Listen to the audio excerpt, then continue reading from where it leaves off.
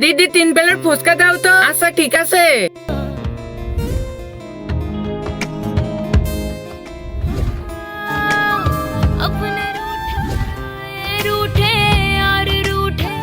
এই আমাদের কাছে তো কোনো টাকা নাই। আরে টাকা নাই তো কি হয়েছে, আমার কাছে আইডিয়া আছে তো।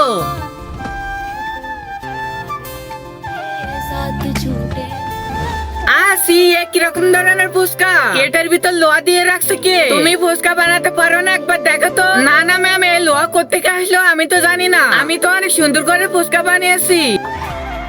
এটা তুমি কি বলতেছো? তুমি ছাড়া এটা কে করেছে? এই দোকান তোমার, জিনিসপত্র সব তোমার। আমরা কোনো টাকা দিতে পারবো না। আরে ম্যাম, আমার উপর একটু বিশ্বাস করে, আমি এই লোহা দেইনি, একটু ভরসা করে দেখেন। চুপ করো তুমি, তুমি তো গরিব, তোমার উপর বিশ্বাস করবো কিভাবে? তোমার 1 টাকাও দিতে পারবো না। আরে ম্যাডাম, আমার কথাটা একবার শুনুন। আরে এই মেয়েটার কাছ থেকে টাকা না দিয়ে ফুচকা খেয়ে গেল, এবার তো আমার কিছু করতে হবে। তুমি এবার আমার কথা শোনো।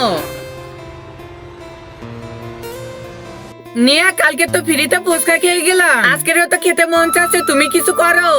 চলো চলো, কালকে যা হয়েছে তোমাকে সব মাফ করে দেওয়া হলো।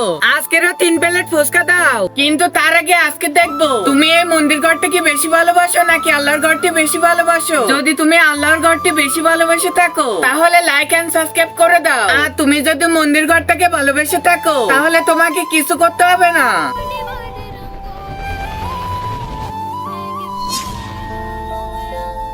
আরে কিরকম ঝাল দিয়েছো?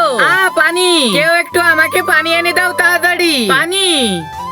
তোমরা যে কালকে টাকা না দিয়ে ফুচকা খেয়ে গেলে, ঠিক তেমনই আজকে তোমাদের রুচি শিক্ষা হয়েছে।